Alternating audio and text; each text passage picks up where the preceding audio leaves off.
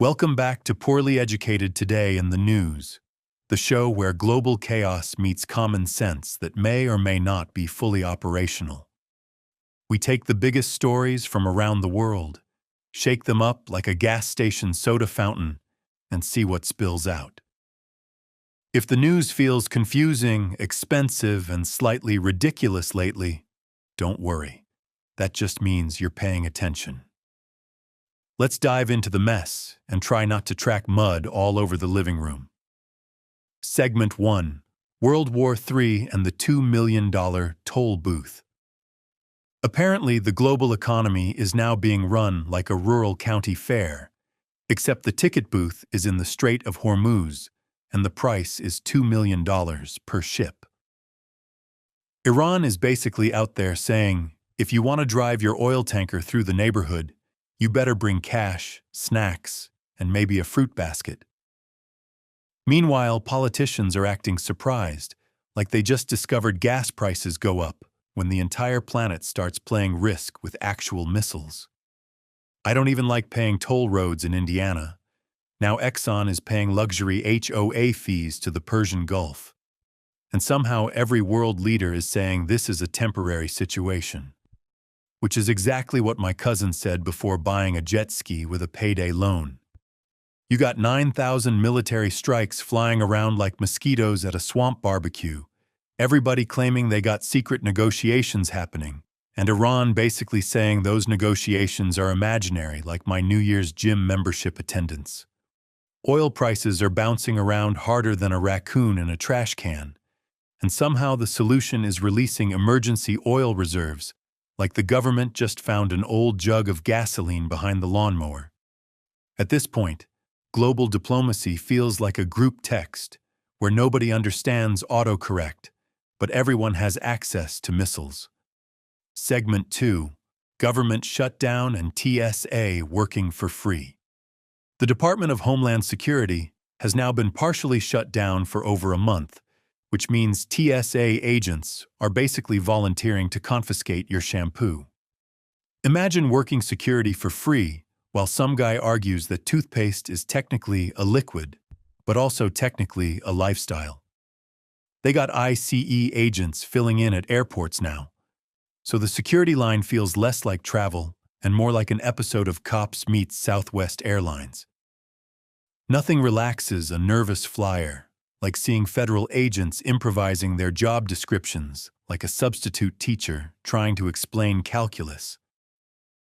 Over 100,000 federal workers are missing paychecks, while Congress debates funding like two uncles arguing about the thermostat at Thanksgiving.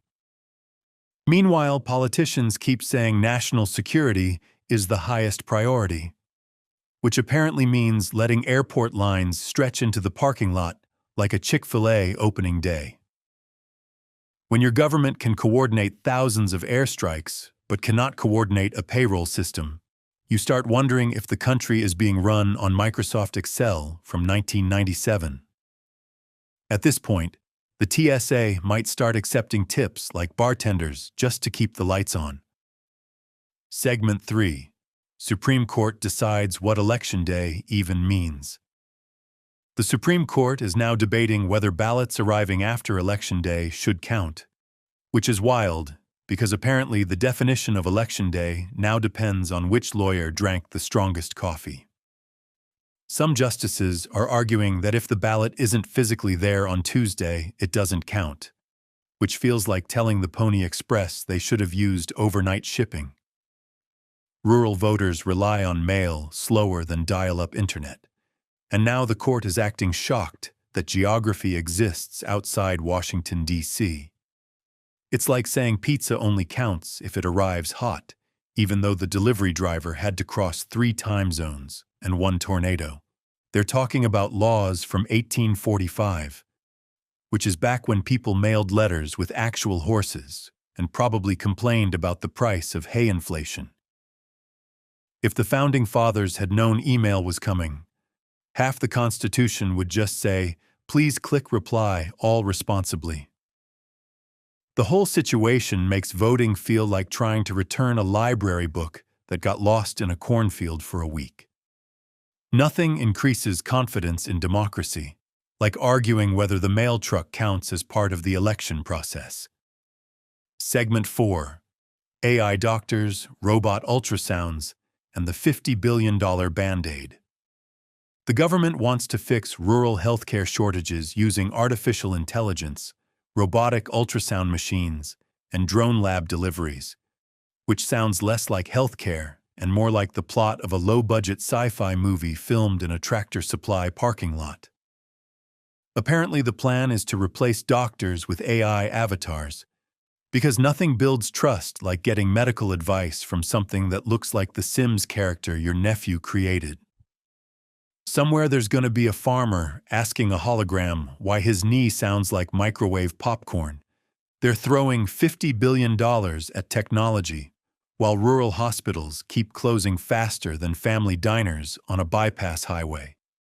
It's basically like fixing a broken tractor by installing Bluetooth instead of fixing the engine.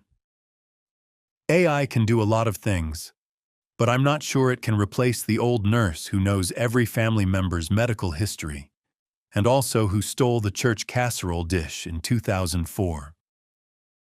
If robots start telling people to walk 10,000 steps a day while gas costs a fortune, the robots might end up needing security. Segment 5. Wildfires in March and weather acting possessed. Wildfires burning hundreds of thousands of acres in March feels like Mother Nature accidentally hit the fast-forward button. We got temperatures jumping 30 degrees above normal, like the thermostat is being controlled by someone who lost the remote. Fire season showing up this early is like Christmas decorations appearing in August, except instead of annoying neighbors, you got entire states smelling like campfire anxiety. Scientists keep talking about heat domes, which sounds like something you'd put over leftover pizza, not something cooking half the continent. Firefighters are already exhausted, and it's not even summer yet, which is like running a marathon and realizing it's actually a triathlon, and the swimming part is lava. Every year the weather gets weirder, and politicians still debate climate policy, like they're arguing over which brand of duct tape fixes a tornado. At this rate, we're going to have pumpkin spice-flavored wildfire smoke by September. The planet is acting like it's got seasonal allergies to common sense. Segment 6. Markets, jobs, and the feeling everything costs more. Economic confidence is dropping faster than my phone battery when I forget the charger at home. 72% of Americans think it's a bad time to look for a job, which is usually what happens when gas prices start acting like luxury collectibles. Companies say growth is slowing while prices keep climbing, which is the financial equivalent of gaining weight while eating salad.